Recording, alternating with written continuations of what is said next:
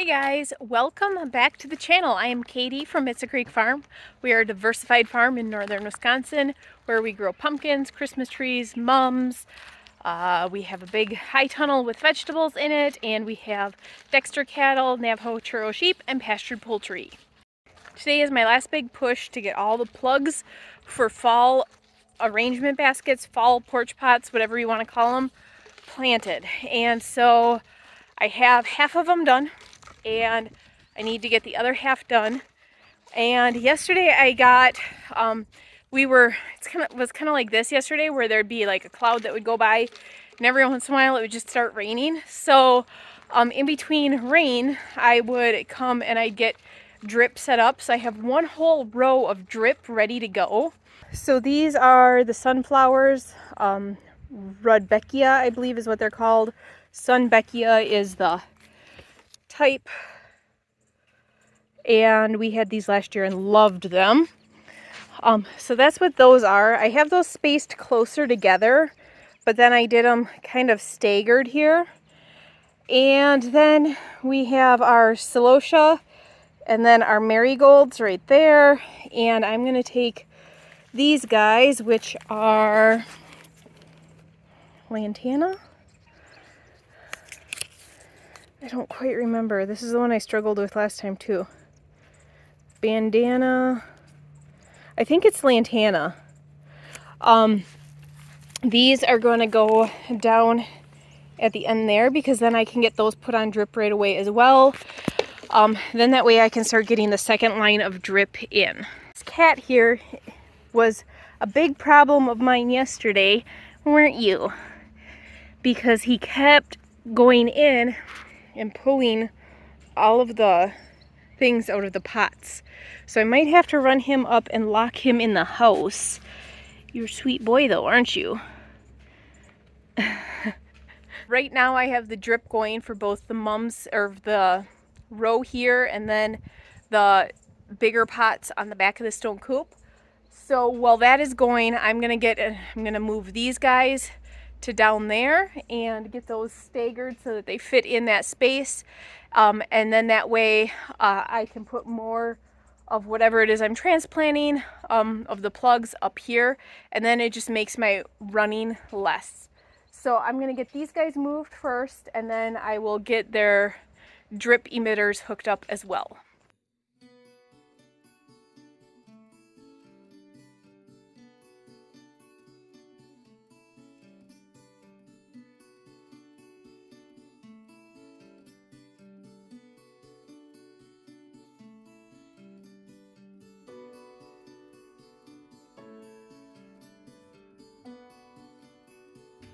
So you can see how I'm doing the double rows versus the single rows like the mums are. I might move those to double rows, I'm just not sure yet. But where the double rows are, this will get a tray of the next thing I need to plant, and I believe that that's going to be a grass. But before I plant, I need to get these guys nice and saturated with fertilized water, which is just the same stuff that runs through the drip. But I'm going to use the garden hose and get them really soaked, and that seems to really help prevent any shock and give them a good boost once they get in the soil. Seems like the next day I come out and I look and the roots are already like going crazy in the pot. So getting them nice and moist first seems to really help. So when I'm doing this, I like to get the pot full of water, and then once it gets really full, move on to the next one. And then I'll come back before I plant, just to working my way down. I'll work my way back and refill everything one more time, and then that seems to get them nice and saturated. Lyle's still sitting down there waiting for me. Crazy cat.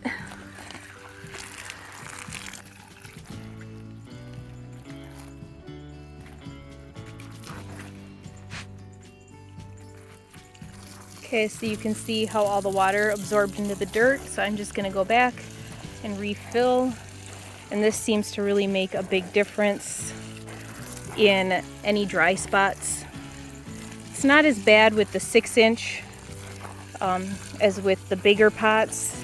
They take a lot of water when we're doing it this way, but this seems to work a lot better.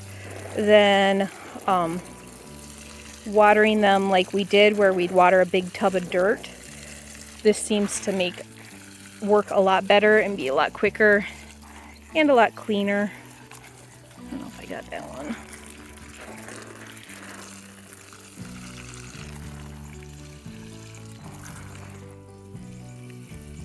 All right, so those are looking good. If you dig down, there's not any dry spots that you can see. Oh, a little bit along the edge, but that usually it takes care of itself when I water after I get everything planted. But they are looking good. So now it's time to plant.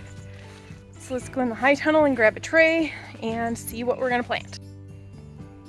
So I usually like to take whatever one is looking like kind of the driest, but I just watered everything. So I'm either gonna do the snapdragon or the pansies. And I know that a couple of these were starting to wilt a little bit, so I'm gonna do the snapdragons first.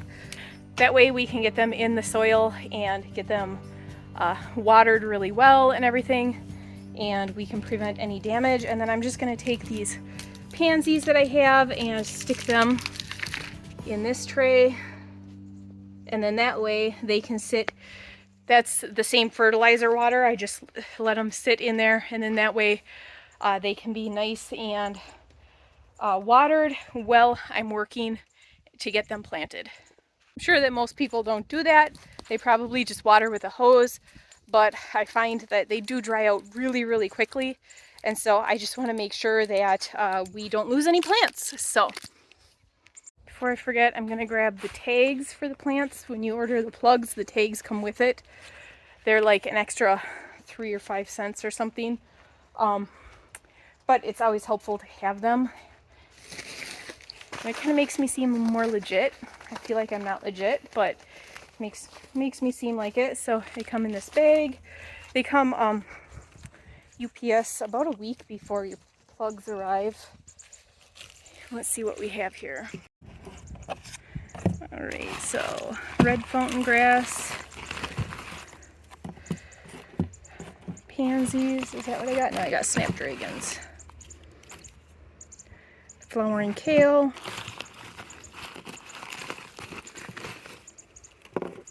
There's the snapdragons. And then what else is in there? The other grass. Right there. Okay, so I'm going to grab the snapdragon tags and then I'll show you how I do this. You can see this is a flat of 36 snapdragons, snaptastic, and that's what they look like.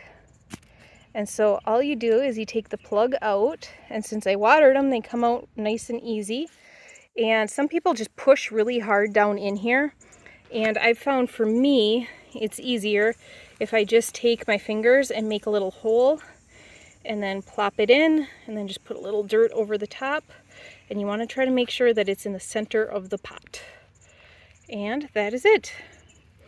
Then you take and you put the tag right here. You put it in facing out. This is my big mistake every year. I always try to face them in for some reason. But that's what we do. Times it by 36. Times it by however many trays we have.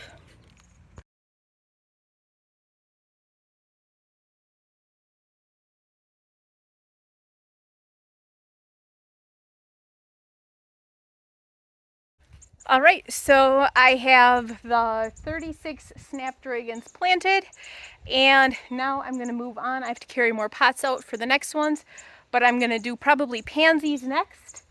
And then I have 2 trays of the grasses. I have that green, I think it's called Amazon Mist, and the purple fountain grass, and then I have a tray of cabbages. So that is how we plant our plugs here on the farm. That's what we do for pretty much everything. We do it for all of the mums, we do it for all of the floral arrangements, and that's how we do spring baskets too. I started doing a few spring baskets this year just to try it, and I might give it a go next year, not quite sure. A lot is riding on that, but I wanted to give it a go this spring just so that I know that I can do it, and so that's how we do it all. That's it for today's video. Thanks for tuning in, and we'll see you guys next time.